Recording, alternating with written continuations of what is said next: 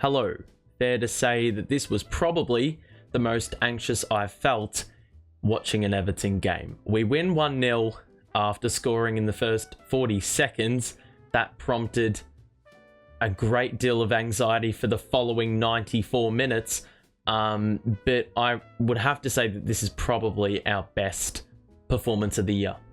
You know, backs to the wall, the world against us, and we somehow prevailed. When everything seemed like it was trying to sabotage, you know, any form of success we were going to have. Now, Sean Dyche has honed in on a very key word, mentality. And mentality, you know, was key in this game.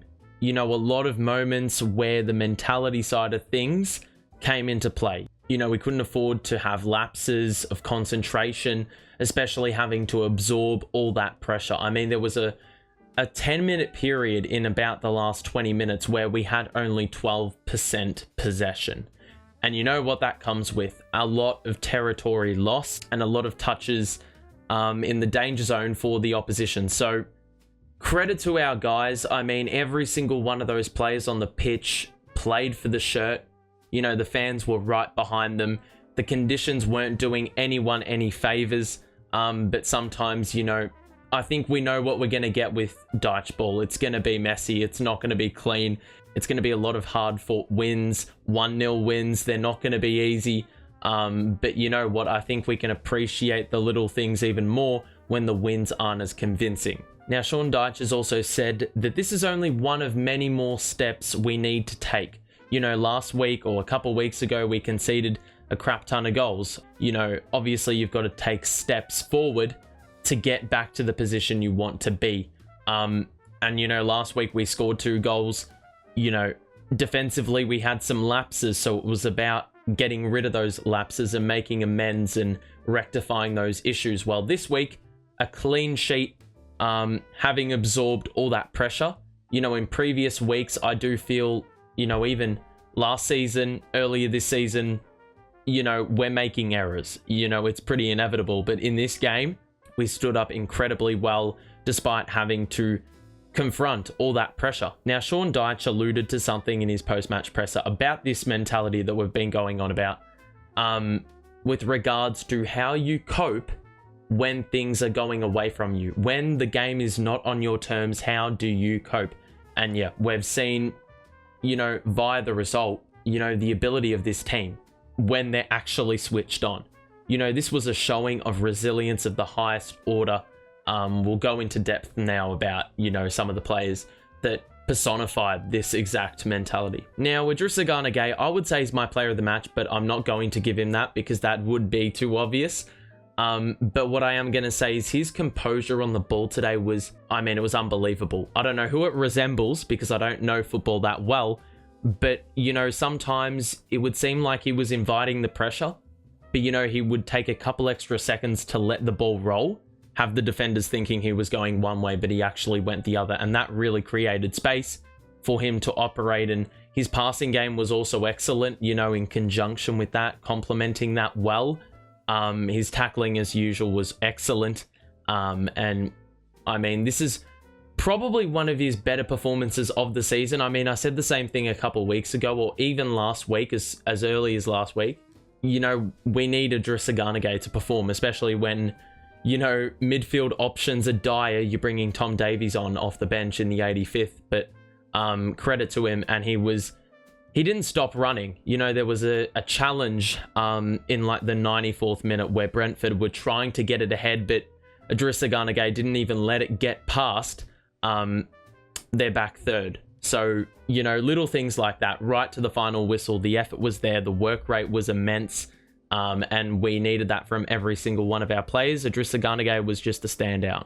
But my player of the game today, I think this is just a little bit of bias, but Seamus, unbelievable today. He embodies Everton. I mean, you saw the passion in like the final 5 minutes where he won the ball for his team. You know, beyond that, I mean, he was a brick wall. Attacking players didn't get past him more often than not. There was one little lapse, which we didn't get punished for, where he's tried to launch one into the box or try to take a shot from about 40 yards out. I don't know what he was thinking, but all our players had committed into the box And thus it was just a frantic run back in order to ensure that Brentford didn't have a successful counter-attack and scored a goal from it because of those numbers that we didn't have as reinforcement. But aside from that, I mean, he had these little techie passes in like the first 20 minutes where they were lofted passes, like little chip passes, but they weren't really as slow as lofted passes usually are. They had a little bit more pace on them. So I don't really know if he had kicked it into the ground before it bounced up or what, but it looked pretty techie. And he was on the last line of defense multiple times. There was one where I think Pickford had it covered, but Seamus made sure of it. And then there was another one where it was a pretty decent attack for Brentford, and Seamus was in the way on the cross and basically averted the threat, which was ever so important, especially in a situation where we didn't have the defenders back. I mean, if we talk about Dwight McNeil, he's probably one of the obvious choices if you really want to be pretty lazy with the player of the game mentioned, but that goal was unbelievably good, especially in the rain. I mean, you're sort of trying to, you know, find your way and get into the game. But the good thing about this game was the first 20 minutes, we probably looked as dominant as I've ever seen them play. You know, the pressing was relentless. That Onana shot probably should have gone in. He has done that a couple times where he sort of like falls to the floor as he's kicking for goal and he skies it. But you know what, like, I mean, we could have gotten punished for it. And in previous weeks, you probably are like, well, we need to take our opportunities. And unfortunately on that occasion we didn't, but then we made amends with the Demarai Gray goal, which now leads me into the big talking point out of this game. Now, this was a fucking disgrace. I'm just gonna say it. Like, I'm not usually one to swear in these talking point videos, but this was a joke. A complete joke. I don't understand how you find evidence to overrule a call like that. I thought it was clearly touching his chest. And even if it was hitting his arm, it was high enough, you know?